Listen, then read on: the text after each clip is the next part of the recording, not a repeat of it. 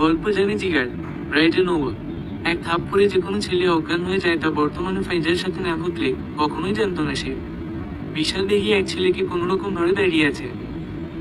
একটু আগে নিজেই একে থাপ্পড় মেরে অজ্ঞান করেছে, কিন্তু ওর এখন নিজেরই বিশ্বাস হচ্ছে না। ওর মতো চিকনা একটা মেয়ের থাপ্পড় খেয়ে ছেলেটা অজ্ঞান হয়ে গেল। কিরকম অদ্ভুত কথা। যদিও সর্বশক্তি লাগিয়ে থাপ্পড়টা মেরেছে, তবুও ওর সন্দেহ আছে। কই যখন সর্বশক্তি দিয়ে তেলাপোকা মারতে যায় তখন তো তা মরে না। তাহলে এই ছেলে কেন অজ্ঞান হলো? যে কিনা একটা তেলাপোকা মারতে পারে না, সে একটা থাপ্পড় মেরে একটা গাট্টা ঘটটা ছেলেকে অজ্ঞান করে দিল। বিষয়টা আসলেই ভাববার মতো। ছেলেটাকে নিয়ে দাঁড়িয়ে থাকতে পারছে না সে। এরকম হাতির মতো বডির ছেলেটার ভারে নিয়ে পড়ছে ফাইজা।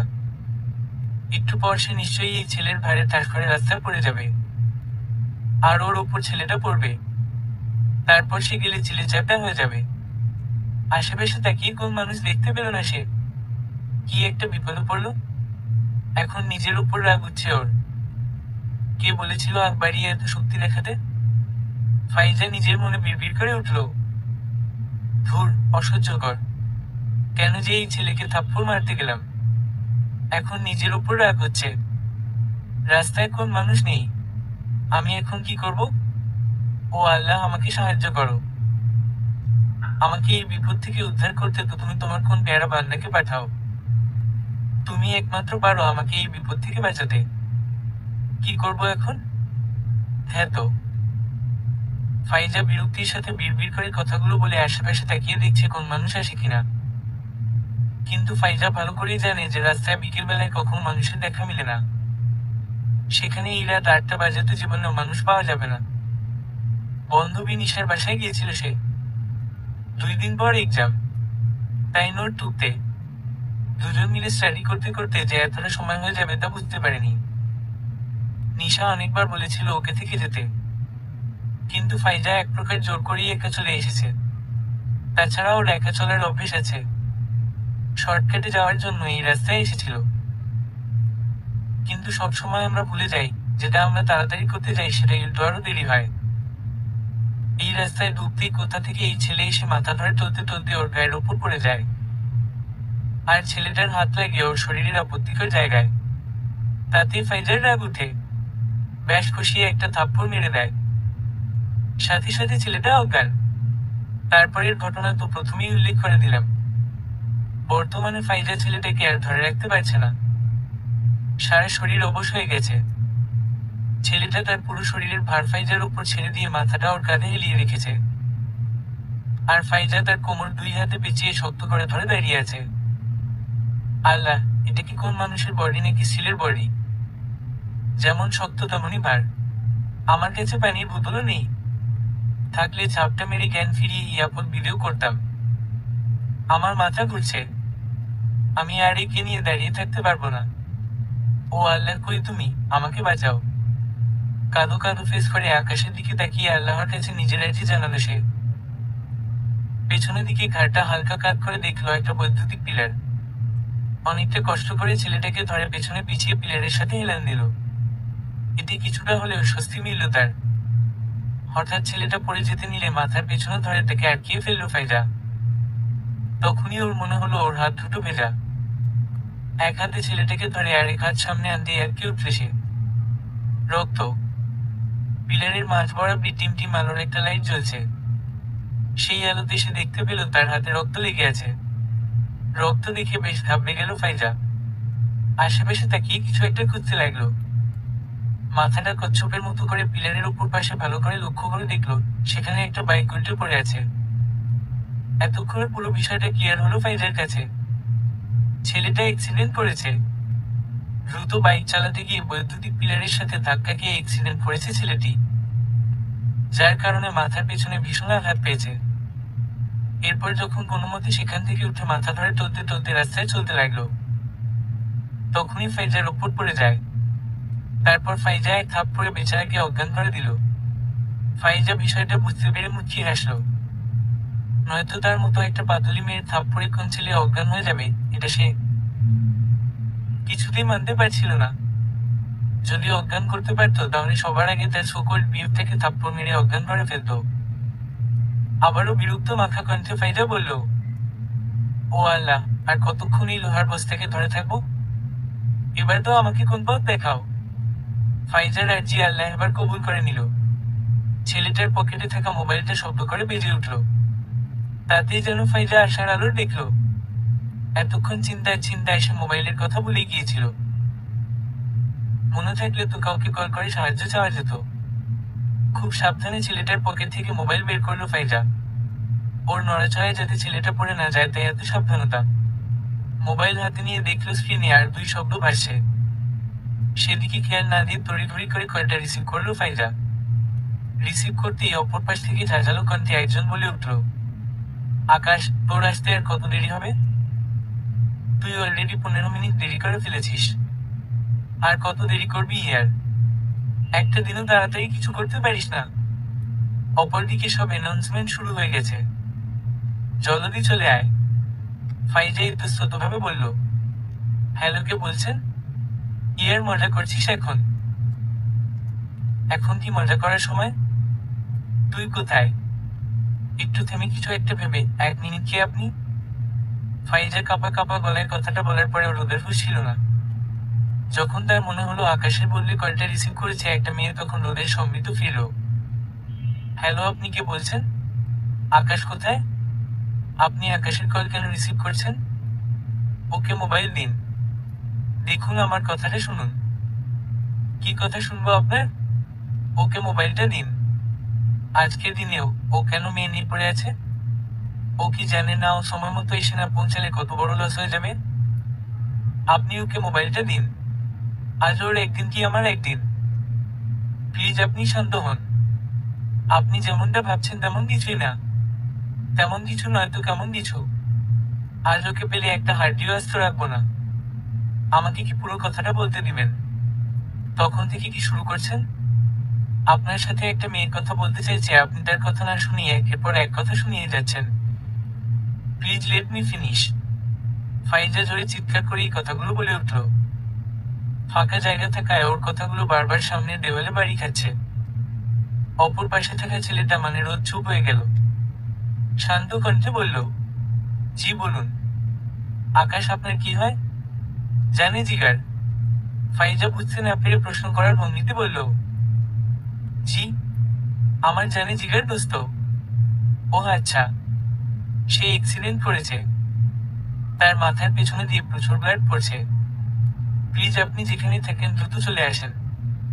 ওনাকে হসপিটালে নিতে হবে, নয়তো অবস্থা খারাপ হয়ে যাবে।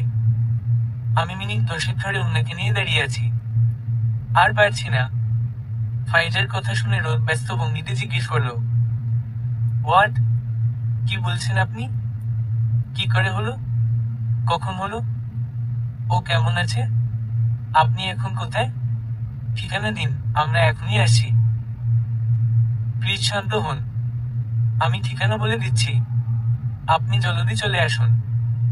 ফাইজা ঠিকানা বলে দিল। তবে রোদ ওকে কল কাটতে মানা করলো। রোদ যে ব্যস্ত হয়ে পড়েছে তা ওর কণ্ঠস্বর শুনেই বুঝে ফেলেছে ফাইজা। মিনিট 10-এর মধ্যেই দুটো ব্ল্যাক কার ঘূর্ণিঝড়ের গতিতে এসে ফাইজার সামনে থামলো। এত জলদি চলে আসবে তা ফাইজা ভাবেনি। কার দুটো থামতেই দুটো ছেলে দৌড়ে ফাইজার সামনে এসে আকাশকে নিয়ে ব্যস্ত হয়ে পড়ল। 4 জন মানুষ 2 গাড়ি নিয়ে কেন এসেছে তা বুঝলো না ফাইজা। একটা গাড়ি নিয়ে আসলেই তো হতো। তবে এইসবে বেশি মাথা ঘামালো না সে। 2 জন আকাশকে ধরাধরি করে গাড়িতে উঠালো। অবশেষে ফাইজা পুরোপুরি স্বস্তি পেল। পিলারের সাথে হেলান দিয়ে বড় বড় নিঃশ্বাস টানলো। বেচারি হয়রান হয়ে গেছে। একটা ছেলে এগিয়ে এসে বলল, হাই, আমি রোদ, আকাশের ফ্রেন্ড। একটু আগে আপনি আমার সাথে এই কলের কথা বলেছেন। আপনাকে কি বলে ধন্যবাদ দিব তার ভাষা আমার জানা নেই। তারপরেও বলবো অনেক অনেক ধন্যবাদ। আপনি না থাকলে হয়তো আজকে আকাশের বড় কোন ক্ষতি হয়ে যেত।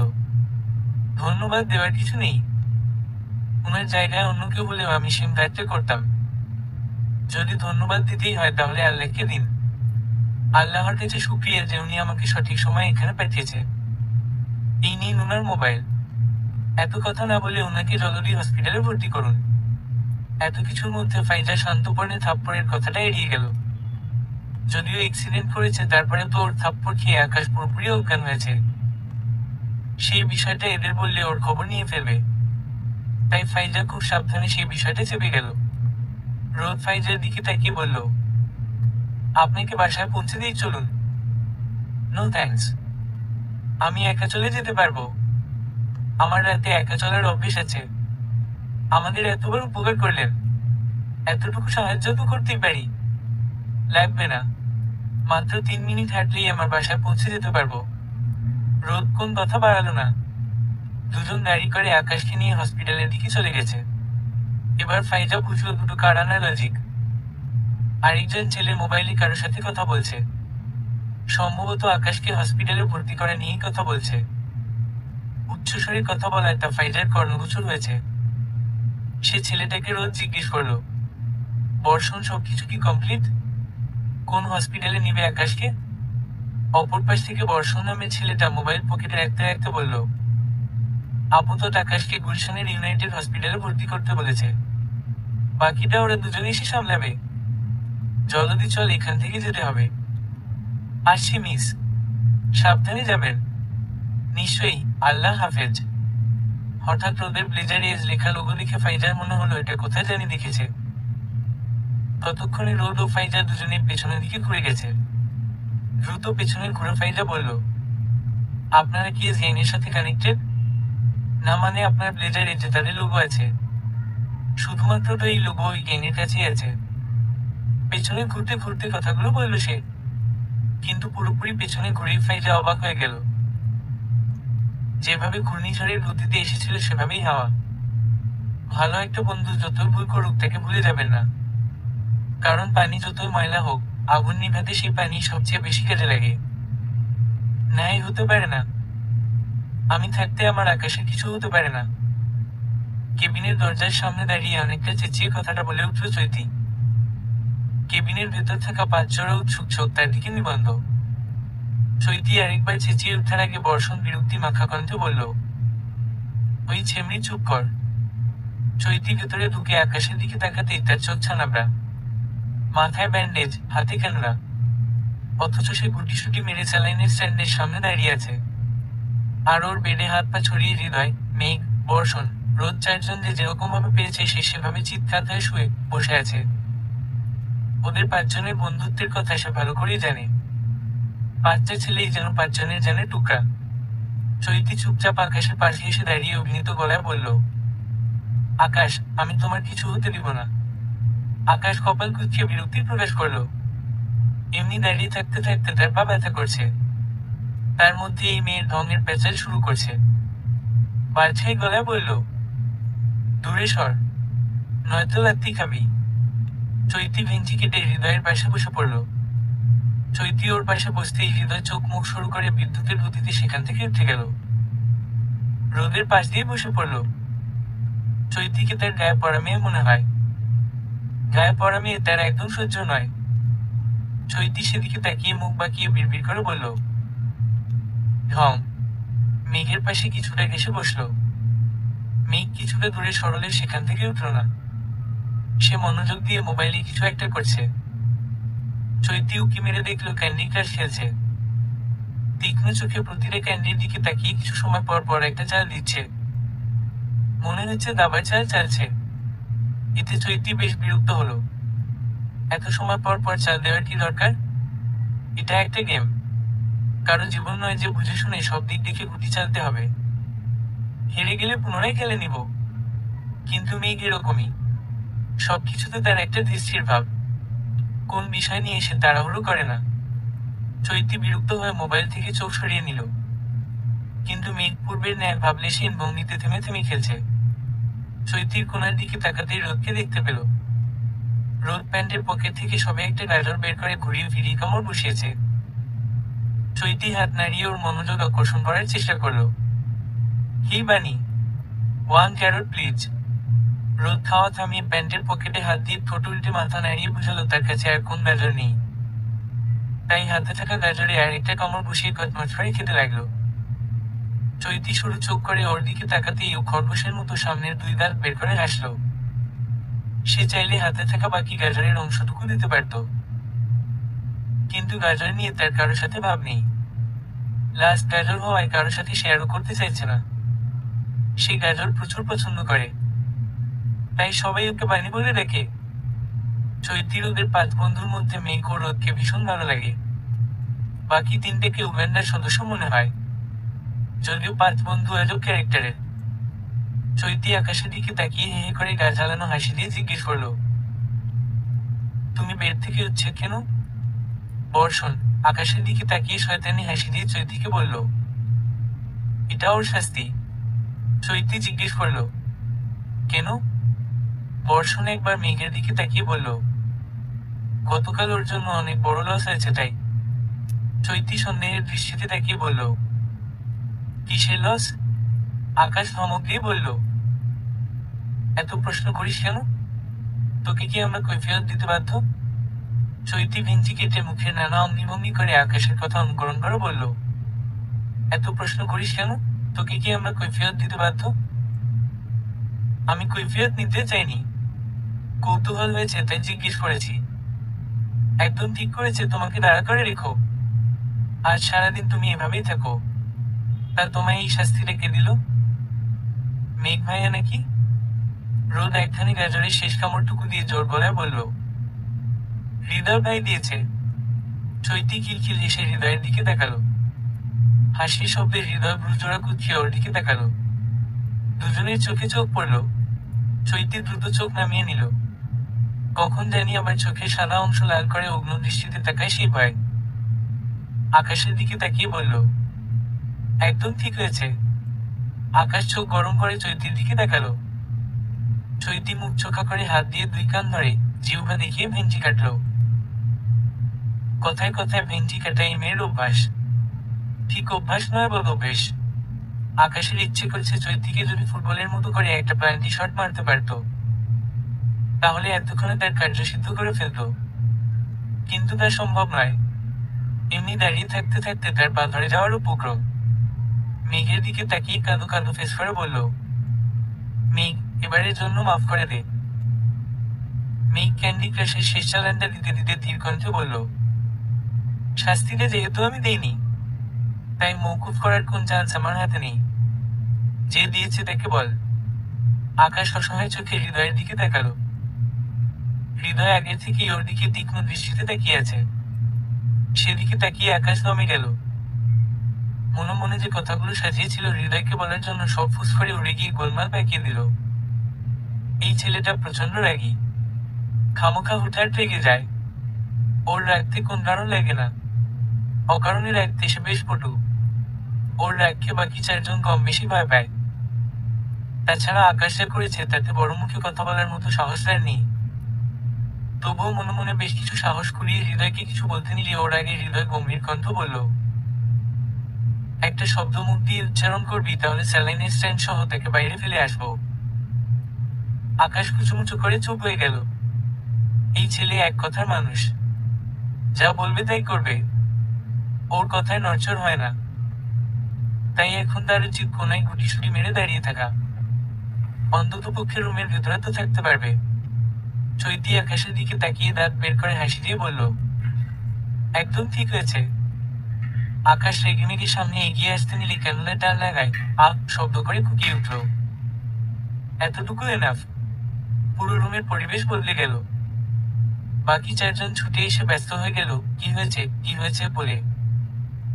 চৈতি এই বিষয়টা বেশ উপভোগ করে। একটু আগে কি ঝাড়ি দিচ্ছিল, আর এখন হাইপার হয়ে গেছে। সবগুলো উঠে আকাশকে বালিশে হেলান দিয়ে 100 অবস্থায় বেড়ে বসালো। মেঘ রোদকে বলল, পানি, জুসের গ্লাসটা দে তো।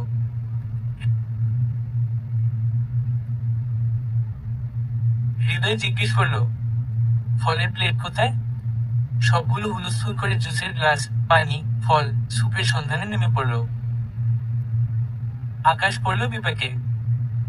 তার ইচ্ছে করছে দৌড়ে রুম থেকে বেরিয়ে যেতে।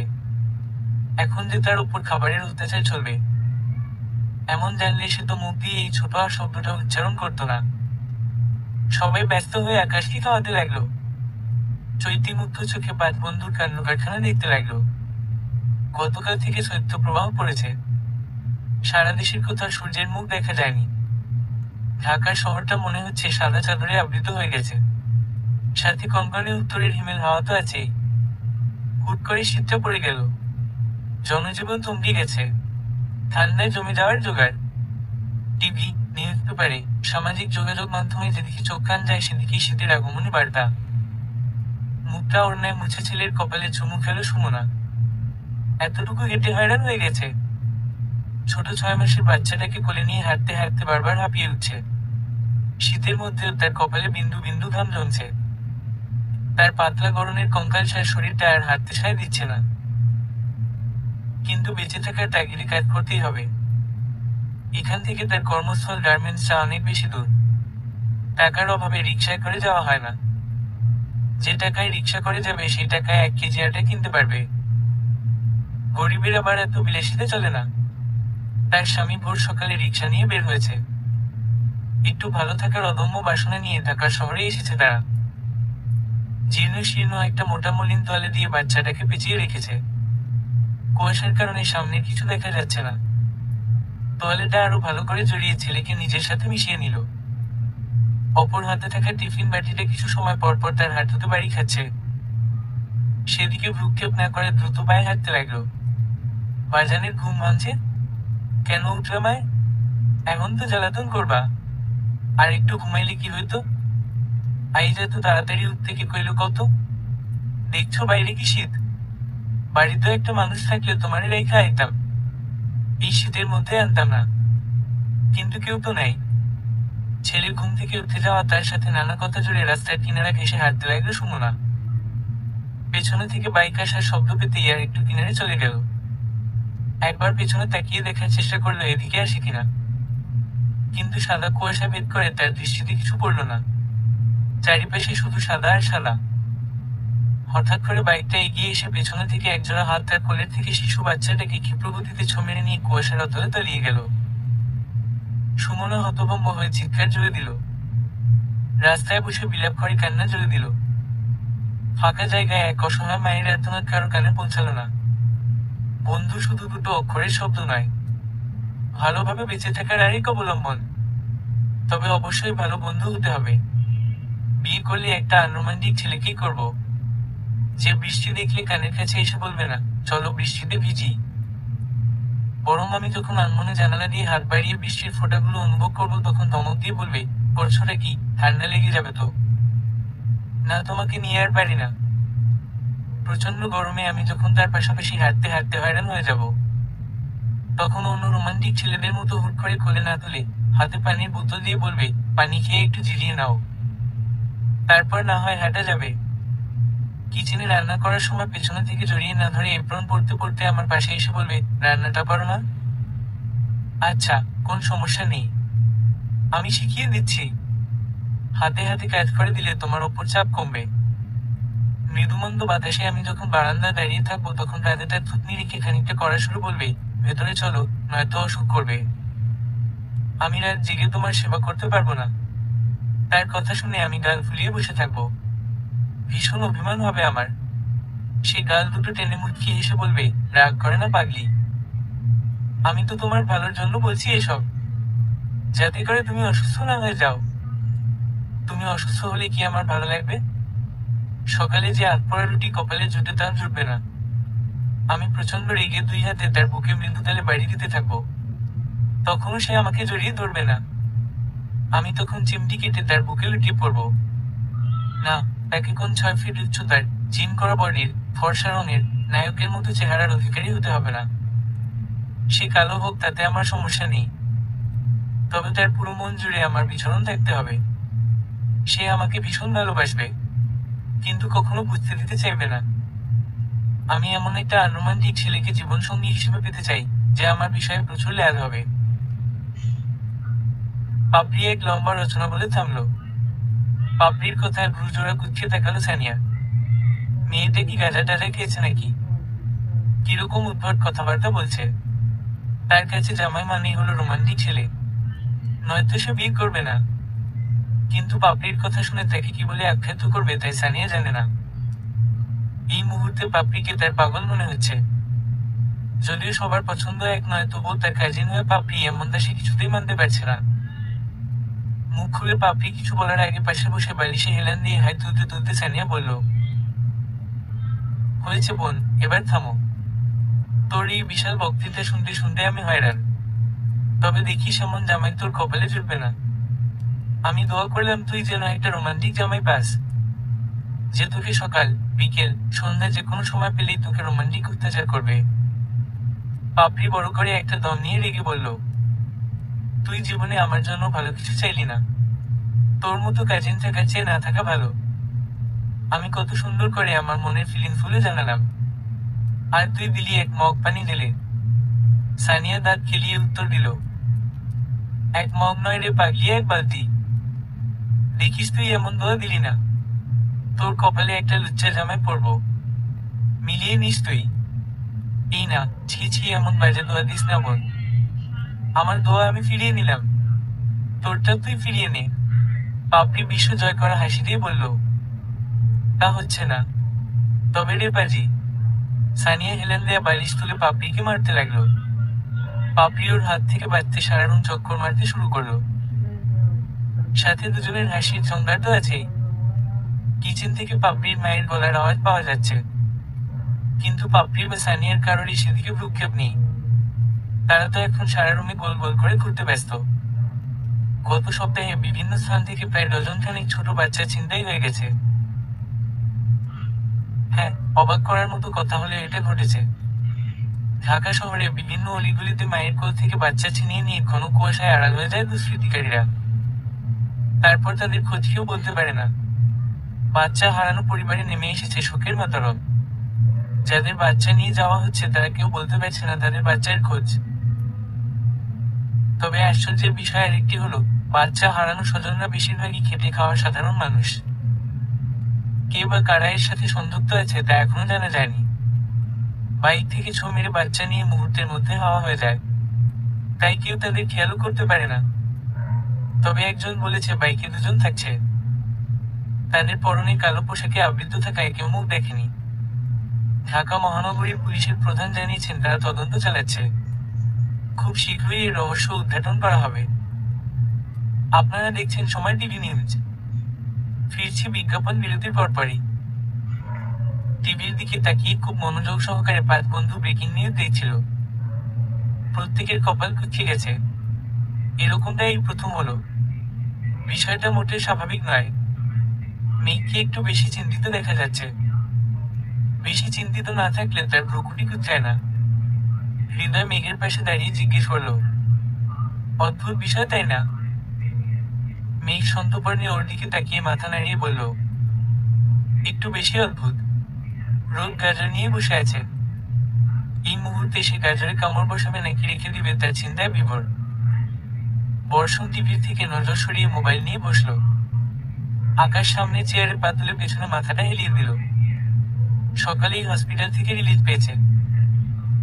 সব বিষয় নিয়ে তারা ততক্ষণ মাথা ঘামায় না যতক্ষণ না সেটা নিয়ে মেঘ মাথা ঘামায়। মেঘ একবার সবার দিক থেকে চোখ বুলিয়ে কপালের ডান পাশটা এক আঙুলে চেপে ধরল। হৃদয় তার পাশেই দাঁড়িয়ে আছে। ততক্ষণ একটা ছেলে এসে ভেতরে ঢুকে মেঘকে উদ্দেশ্য করে বলল, বড় ভাই, দুজন আপনার সাথে দেখা করতে এসেছে। মেঘ শান্ত ভঙ্গিতে ছেলেটার দিকে তাকিয়ে কিছু বলার আগে হৃদয় বলল, কে এসেছে? ছেলেটি নির্লিপ্ততা ভাবে বলল, 20 বছর বয়সের এক মেয়ে আর তার স্বামী। মেঘ প্রশ্নসূচক চোখে বলল, কেন? ছেলেটি বলল, আমি তো তা জানি না। বলল আপনার সাথে তাদের কথা আছে। অনেক কষ্ট করে আপনাদের খোঁজ খবর নিয়ে এখানে এসেছে। অনেক বিপদে পড়েছে তারা। আপনারাই পারেন তাদেরকে বাঁচাতে। হৃদয় বলল, তুমি যাও, আমরা আসছি। ছেলেটি আচ্ছা বলে মাথা দুলিয়ে সেখান থেকে চলে গেল।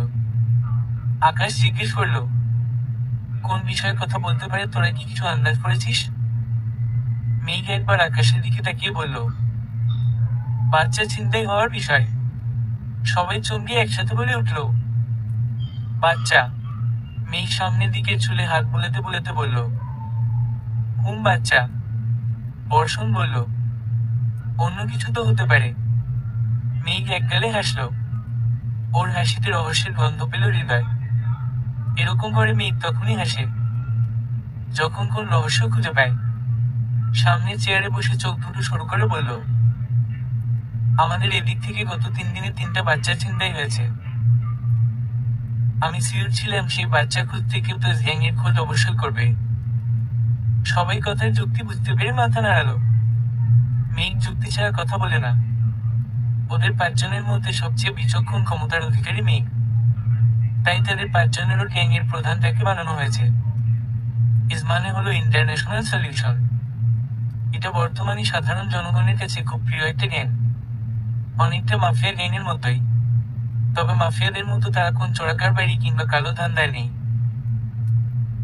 তাদের গ্যাং এর প্রধান কাজ অসহায়, গরিব, খেটে খাওয়া সাধারণ মানুষদের সাহায্য করা। তবে তাদেরকে কেউ চিনে না, এমনকি আজ অব্দি দেখেনি। আড়াল থেকে মানুষের সাহায্য করা তাদের মূল লক্ষ্য। 5 বন্ধু ছোট থেকে একসাথে এতিমখানায় বড় হয়েছে।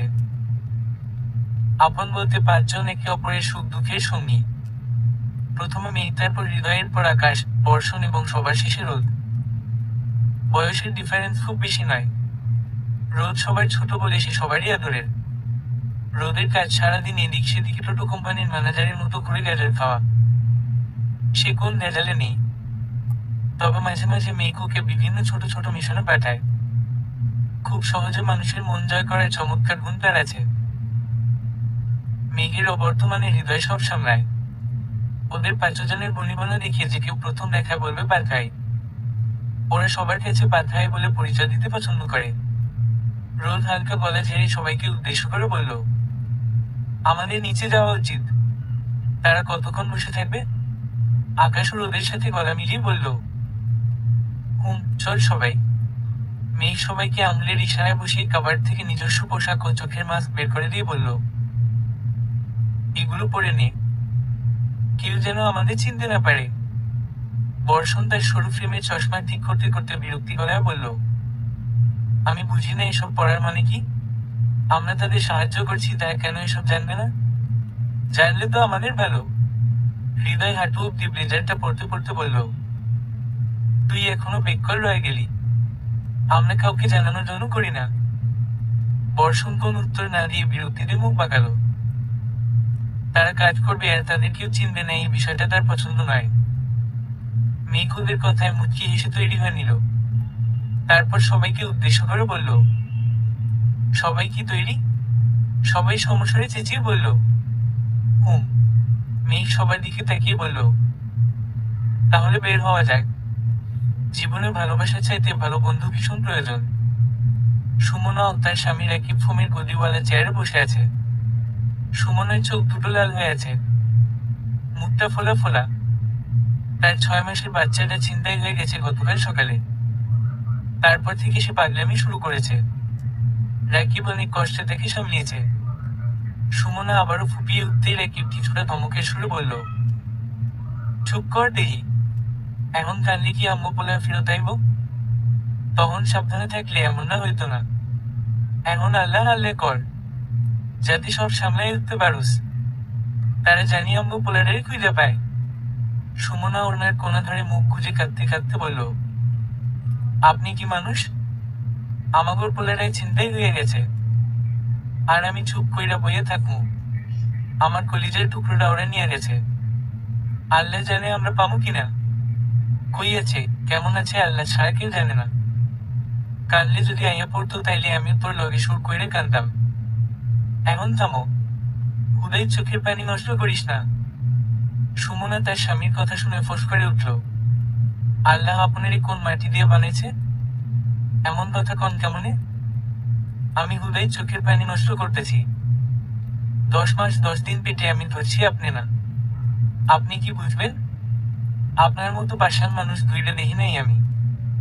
সুমনা মুখ ঝামটা মেরে নীরবে চোখের পানি ফেলতে লাগলো।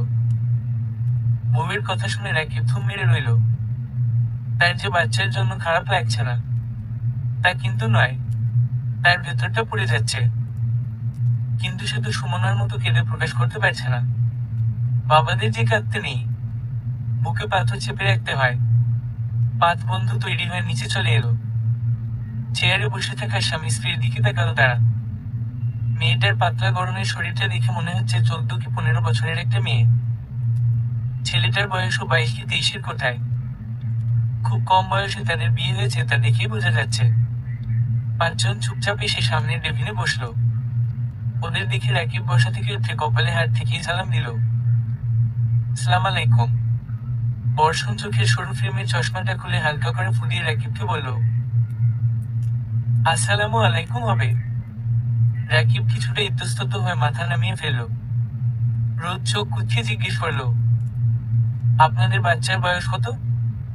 রাকিব একবার সুমনার দিকে তাকিয়ে বলল, 6 মাস শেষ হয়ে 7 মাসে পড়ছে। আকাশ পিঠ সোজা করে কপাল কুঁচকে জিজ্ঞেস করলো, বাচ্চার নাম? সুমনা জোরালো গলায় বলল, সাকিব শেখ। সাকিব ওর নাম। আমার লক্ষ্মী পোলা। মায়ের সব কথা শুনে ওরা আমার মানি করে ছিনাইয়া নিয়ে গেছে। হৃদয় সিরিয়াস ভঙ্গিতে বসে এক হাত পাশে রেখে প্রশ্ন করলো, বাচ্চা কি করে ছিনতাই হলো? বাচ্চার কথা জিজ্ঞেস করতেই সুমনা ফুপিয়ে উঠল। রাকিব ধমকের সুরে বলল, না কাইন্দা সবকিছু খুইলে কো। মেয়ে শান্ত চোখে সুমনাকে খেয়াল করছে। সন্তান হারানো একটা মায়ের কষ্ট কতটা রকমই তা একমাত্র সন্তান হারা মা বলতে পারে। আর যারা মা বাবা হারা তাদের কষ্টটা কেমন সেটা নিশ্চয়ই ওরা 5 জন ভালো করে জানে। তাই একটু হলেও সুমনার কষ্টটা উপলব্ধি করতে পারছে। মেঘ ছোট করে নিঃশ্বাস ছাড়ল। নরম গলায় সুমনাকে বলল, দেখুন আপনি প্লিজ কান্না করেন না। কান্না বন্ধ করে আমাদের সবটা খুলে বলুন। আপনি চুপ করে থাকলে আমরা কোনো কিছু করতে পারবো না। আমাদের সবটা খুলে বললে যতটুকু সম্ভব আপনার ছেলেকে খুঁজে নিব। হৃদয় তার বড় চুলে হালকা টানতে টানতে মেঘের সাথে তাল মিলিয়ে বলল, সেদিন যা হয়েছে প্রথম থেকে আমাদের বলুন, কোনো কিছু বাদ দিবেন না। আপনি কাকে দেখছেন? কিভাবে তারা এসেছে সবকিছু? রাকিব চোখ পাকিয়ে তার স্ত্রীকে কিছুটা রাগত স্বরে চেঁচিয়ে বলল, চুপ কইরে রয়েছস কে? সবকিছু খুইলে কো। আকাশ রাকিবকে হাত দিয়ে থামিয়ে বলল, আপনি ওনাকে এমন ধমকি ধামকি দেওয়া শুরু করছেন কেন? এসব করা বন্ধ করুন। উনি তাতে আরো ঘাবড়ে যাবে। এমনি তার মনের অবস্থা ভালো নয়, তাই এমন ব্যবহার করেন না। রাকিব আকাশের কথা শুনে মুখটাকে কুচুমুচু করে ফেলল। সুমনা বড় করে নাক টেনে প্রথম থেকে সবকিছু বলতে শুরু করলো। 5 জন মনোযোগ সহকারে তা শুনতে মন দিল। পরন্ত বিকেলের আলো এসে পড়েছে ভুবনে। নির্জন একটা ভুতুড়ে বাড়ির সামনে রিক্সা থামলো। রিক্সায় থাকা মহিলা ও যুবতী মেয়ে নিচে নামলো। এই বাড়িকে ভুতুড়ে বাড়ি বলার একটা কারণ আছে। বাইরে থেকে রঞ্চটা কালো সালে যুক্ত চুনকাম খসে যাওয়া এই বাসাটা দেখলে যে কেউ ভয় পেয়ে প্রথমেই উচ্চারণ করবে ভুতুড়ে বাড়ি। অবশ্য এলাকার কাছে এটা ভুতুড়ে বাড়ি নামে পরিচিত। জং পড়া ভাঙা গেটের ভেতরে প্রবেশ করার সাহস কেউ করে না। প্রথমে মনে হবে এই বাড়িতে ঢুকলে জীবনে বের হতে পারবে না। রিক্সা থেকে নেমে মাইশাও প্রথমে ভয় পেয়ে গেল। এই কেমন বাড়ি? এখানে কি আদৌ কোন মানুষ থাকে? তার ভেতরটা টিপটিপ করছে। চোখ দুটো দোতলা বাড়ির ওপর থেকে নিচ অব্দি বুলিয়ে থমকে দাঁড়ালো। হঠাৎ পেছনে থেকে কেউ ঘাড়ের কাছে হাত রাখতে মাইশা চমকে উঠল। রানী বেগম চোখ দুটো গোল করে বলল, কিরে মাইশা এমন চমকায় উঠলি কেন? মাইশা আমতা আমতা করে বলল, কি কিছু না ফুপু, চল ভেতরে যাই। এই ভুতুড়ে বাড়িতে তুমি কাজ করো ফুপু? ও কেন? আমার তো মনে হচ্ছে এখানে ঢুকলে আর জীবনে বের হতে পারবো না। সত্যি এখানে মানুষ থাকে তো, নাকি তুমি আমাকে মেরে ফেলার ধান্দা টান্দা করছো? রানী বেগম ফিক করে হেসে মাইশার মাথায় এক চাপড় মেরে বলল, কোনো দেখি চিমড়ির কথা। লো ভেতরে যাই। রানী বেগম রিক্সার ভাড়া পরিশোধ করে কাপড়ের ব্যাগ নিয়ে মাইশাকে বলল, এত ভয় না পাইয়ে ভেতরে আয়। ভেতরে গেলে তুই অবাক হয়ে যাবি। এখন যতটা ভয় পাইতেছস, ভেতরে গেলে তা অবাকে পরিণত হবে। তিনি ব্যাগ দুটো নিয়ে সামনের দিকে এগিয়ে গেলেন। মাইশা এদিক সেদিকে ভয়ার্থ দৃষ্টিতে তাকিয়ে ছোট করে একটা ঢোক গিলল। এপাশ ওপাশ দৃষ্টি দিয়ে হাঁটতে লাগলো। হঠাৎ পাশে ছোট ঝোপের থেকে কিছু নড়েচড়ে উঠলে আল্লাহ গো বলে চিৎকার দিয়ে রানী বেগমের পাশে দৌড়ে গেলেন। রানী বেগম চোখ মুখ কুঁচকে মাইশাকে বলল, কি হয়েছে এমন কইরা চিৎকার পারস কেন? ফুপু ঝোপের কাছে কি জানি নড়ল। ওই ব্যাপার, গাউছা ইন্দুর, এছুই দূর হইব। এত ডরানের কিছু নাই। মাইশা মুখ থেকে হা করে বিস্মিত কণ্ঠে বলল, এখানে আবার কিছুই দূর আছে? ও অনেক। ছাদে কোনো কিছু রোদ যায় না, ইন্দুরে নিয়ে যায়। সেইবার শুকনা মরিচ রোদে দিছিলাম, অর্ধেকই নিয়ে গেছে। মাইশা অবাক হয়ে সবকিছু শুনছে।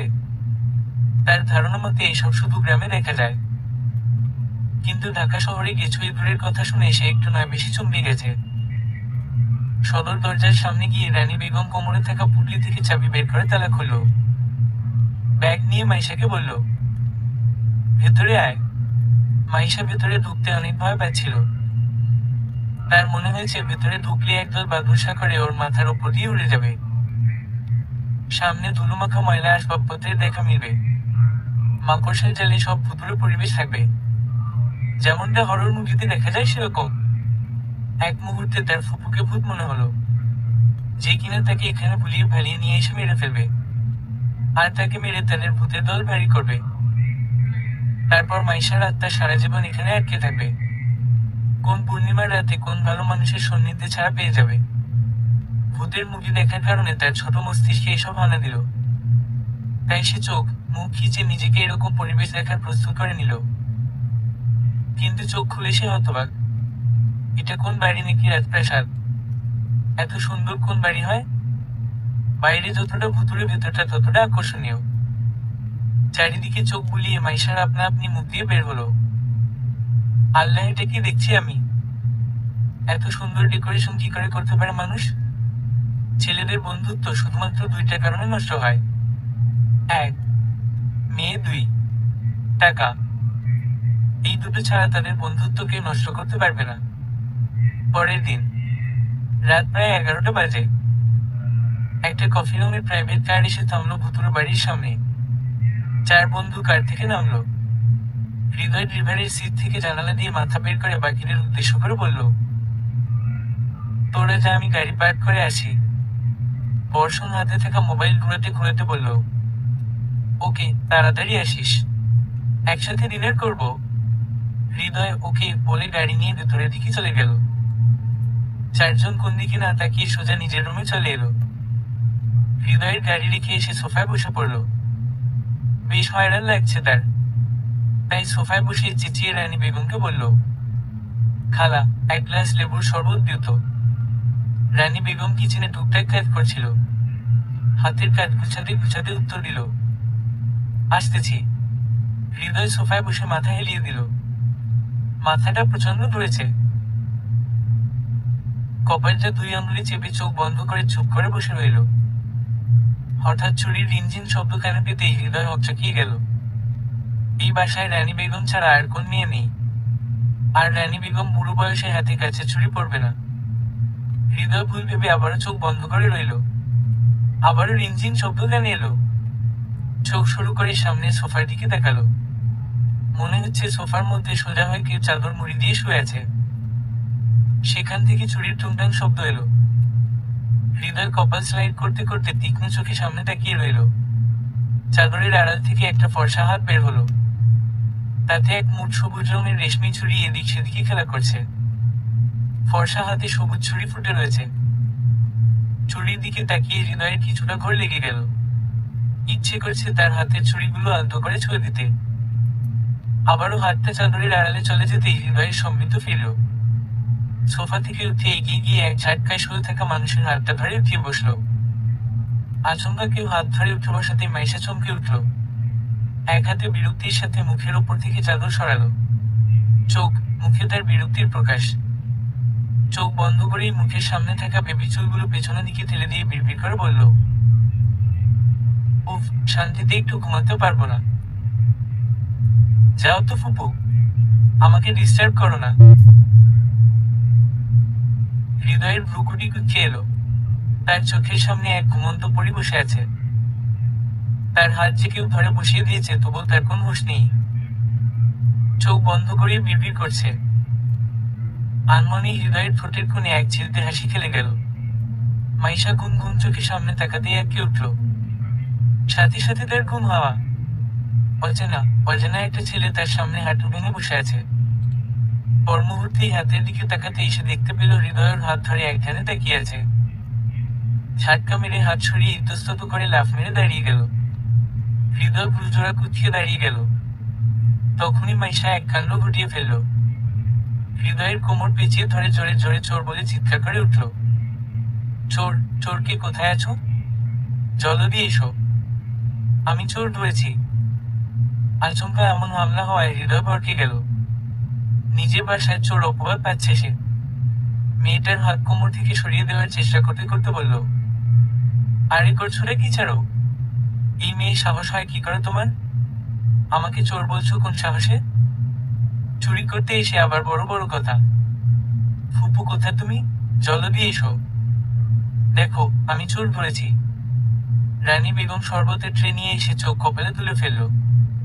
টি টেবিলে ট্রে রেখে মাইশাকে হৃদয়ের থেকে সরাতে সরাতে বলল, মাইশা ছাড় ওকে। করস কি? মাইশা জোরে চিপকে ধরে বিস্মিত কণ্ঠে বলল, কি বলো তুমি? তুমি চোরকে ছাড়তে বলছো কেন? মাইশাকে জোর করে রানী বেগম ছাড়িয়ে আনলো। হৃদয় দুই হাত দুটো ভর দিয়ে জোরে জোরে শ্বাস টানছে। মেয়েটা ওকে যেভাবে ধরেছিল তাতে সে হয়রান। একটা মেয়ের সাথে সে তো ধস্তাধস্তি করতে পারে না। এটা কোন ভদ্রতা নয়। মাইশা আবারও এগিয়ে আসতে গেলে রানী বেগম কোমর পেঁচিয়ে ধরে পেছনে টেনে নিয়ে গেল। মাইশা রেগে ওর ফুপুকে বলল, আরে ছাড়ো, তুমি চোরকে না ধরে আমাকে ধরছো কেন? উনি এখানে চুরি করতে এসেছে। আমার চুরির সাথে তার হাত না লাগলে তো বুঝতেই পারতাম না। সে আমার হাত ধরে উঠিয়ে বসেছিল। মাইশার এমন অগোছালো কথা শুনে রানী বেগম নিষ্পলক চাহনিতে ওর দিকে তাকিয়ে বলল, ওই ছেমনি তোর মাথা কি গেছে? কি উল্টাপাল্টা বলতেছস? চুরি করতে আসলে তোর চুরি কেন ধরবো?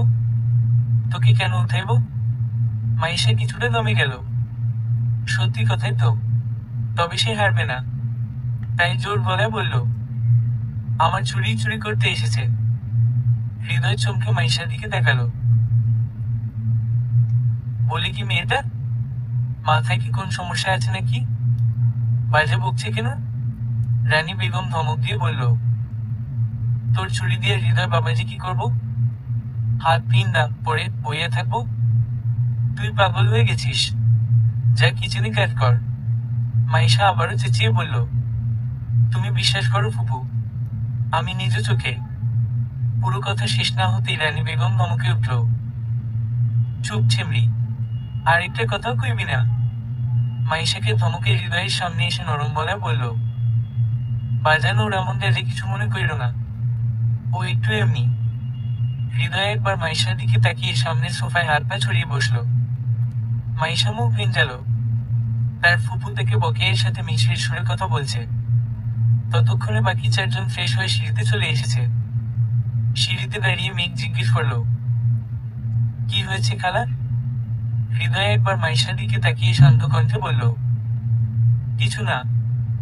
রোজ সিঁড়ি বেয়ে নিচে নেমে হন্তদন্ত হয়ে বলল, মামলা কি দোস্ত?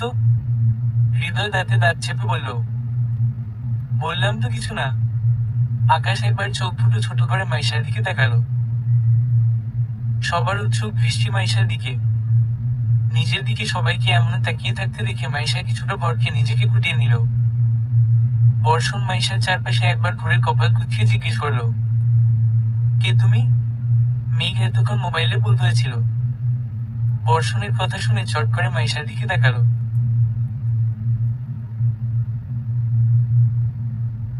তারপর চোখ মুখে প্রশ্ন রেখে রানী বেগমের দিকে তাকালো।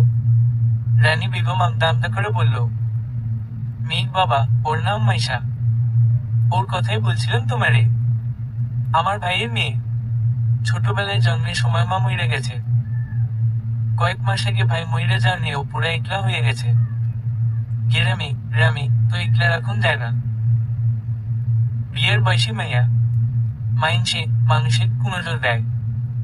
মেঘ মোবাইল পকেটে রেখে ডাইনিং টেবিলের দিকে এগিয়ে গেল। চেয়ার টেনে বসে প্লেট সোজা করে বলল, কোন সমস্যা নেই। ওইখানে থাকলে আমাদের কোন আপত্তি নেই। ওর যাতে কোন সমস্যা না হয় সেদিকে খেয়াল রাখবেন। মেঘ চুপচাপ খাবার বেড়ে খেতে লাগলো। হৃদয় সরু চোখে একবার মাইশাকে দেখে ধূপধাপ পায়ে সিঁড়ি বেয়ে নিজের রুমে চলে গেল। মাইশা ভয়ে দর্শর। শুকনো ঢোক গিলে একবার হৃদয়ের দিকে তাকিয়ে চোখ ফিরিয়ে ফেলল। জিহ্বায় কামড় দিয়ে দাঁড়িয়ে রইল। কাকে চোর বলেছে সে? বাড়ির মালিককে চোর অপবাদ দিল। তখনই রোদ এগিয়ে এসে হাত বাড়িয়ে দিয়ে মিষ্টি হাসি দিয়ে বলল, হাই, আমি রোদ। তুমি আমাকে বানি বলতে পারো। আমি মাইশা হক। দুজন সোফায় বসে আলাপ জুড়ে দিল। বর্ষণ, আকাশ, মেঘ খেতে খেতে নিজেদের মধ্যে কথা বলতে লাগলো। আকাশ রোদের দিকে তাকিয়ে বলল, রোদ খেতে আয়। রোদ মাইশার সাথে গল্প করতে করতে বলল, একটু পর খাচ্ছি। হৃদয় ফ্রেশ হয়ে চলে এলো। চেয়ারে বসে প্লেটে খাবার বেড়ে নিয়ে চুপচাপ খেতে লাগলো। হৃদয়কে দেখে মাইশা আস্তে করে উঠে তার ফুপুর কাছে চলে গেল। রোদের কাছে সবার বায়োডাটা পেয়ে গেছে। হৃদয়ের সব কথা শুনে সে এখন ভয়ে থকথক করে কাঁপছে। তাই সে এখান থেকে চম্বর দিল। রোদ সোফা থেকে উঠে ওদের সাথে সামিল হলো। বর্ষণ খাবার মুখে দিয়ে টিটকারির সুরে হৃদয়কে বলল, কি ব্যাপার হৃদয়, ঘটনা কি? হৃদয় খাবার রেখে চোখ দুটো ছোট করে জিজ্ঞেস করলো, কিসের ঘটনা? আকাশ একগালে হেসে শয়তানি সুরে বলল, কি ঘটনা তুমি জানো না দোস্ত? হৃদয় খাবারে মনোযোগ দিয়ে বলল, জানলে জিজ্ঞেস করতাম না। বর্ষণ বলল, একটা মেয়ে তোকে চোর উপাধি দিল, আর তুই তাকে কিছু বললি না? বিষয়টা আসলেই অবাক করার মতো। আকাশ দাঁত বের করে বলল, কাহিনী কুচোর লাগ রাহি। হৃদয় বলল, তেমন কিছু না। আকাশ বলল, তাহলে কেমন কিছু? হৃদয় উত্তর দিল না। এখন কথা বললেই কথা বাড়বে। মেঘ চুপচাপ খাবার খাচ্ছে। সে কিছু একটা ভাবছে। রোদ চেঁচিয়ে রানী বেগমকে ডেকে বলল, খালা, একটু তরকারি দিয়ে যেও। রানী বেগম চুপচাপ এসে বাটি নিয়ে চলে গেল। ওরা নিজেদের মধ্যে টুকটাক কথা বলছে। মেঘের মোবাইলে কল আসতেই সবাই চুপ হয়ে গেল। মেঘ কল রিসিভ করতেই তার চেহারার রং বদলে গেল। কল কেটে মোবাইল পকেটে রেখে সবাইকে উদ্দেশ্য করে বলল, আমরা এখনই বের হব। ভালোবাসা বেশি প্রকাশ করতে নেই, তাহলে ফিকে হয়ে যায়। স্তূপ করা বস্তার উপর উপর হয়ে পড়ে আছে একটা ছেলে। তার পরনের প্যান্ট শার্ট ছিঁড়ে ধুলোর ময়লায় মাখামাখি। মুখে বেদম মারে চিহ্ন। ঠোঁট কেটে রক্ত বের হচ্ছে। রডের বাড়িতে পিঠের অবস্থা নাজেহাল। দেখিয়ে বোঝা যাচ্ছে একটু আগে তার উপর ঝড় গিয়েছে। জ্ঞান আছে কিনা তা বোঝা যাচ্ছে না। পাঁচ বন্ধু সোজা এসে সেই রুমে ঢুকলো। সাথে আরেকটা ছেলে, তার নাম আরাফাত। সে মেঘকে এই ছেলের কথা বলেছিল। বর্ষণ এগিয়ে এসে ছেলেটাকে লাথি দিয়ে সোজা করে আরাফাতকে উদ্দেশ্য করে বলল, এই শালাকে কোথা থেকে তুলে আনছিস আরাফাত? আরাফাত একগালে হেসে বলল, শালায় নিজে এসে আমাদের জালে ধরা পড়ছে। মেঘ সামনে চেয়ারে বসে আকাশকে বলল, এই জ্ঞান ফেরানোর ব্যবস্থা কর। আকাশ দৌড়ে রুম থেকে বের হয়ে গেল। মিনিট কয়েকের মধ্যে এক মগ পানি নিয়ে এসে দৌড়ে ফিরে এলো। পানির ঝাটকা মেরে চুলের মুঠি ধরে উঠিয়ে বসাতে বসাতে বলল, এই উঠো। রোদ ঘুরে ফিরে ছেলেটাকে দেখতে লাগলো। মেঘকে উদ্দেশ্য করে বলল, মেঘ ভাই, এর ব্যবস্থা কে করবে? মেঘ রোদের দিকে তাকিয়ে ঠোঁট বাঁকিয়ে হাসলো। তারপর ঘাড় ঘুরিয়ে হৃদয়ের দিকে তাকালো।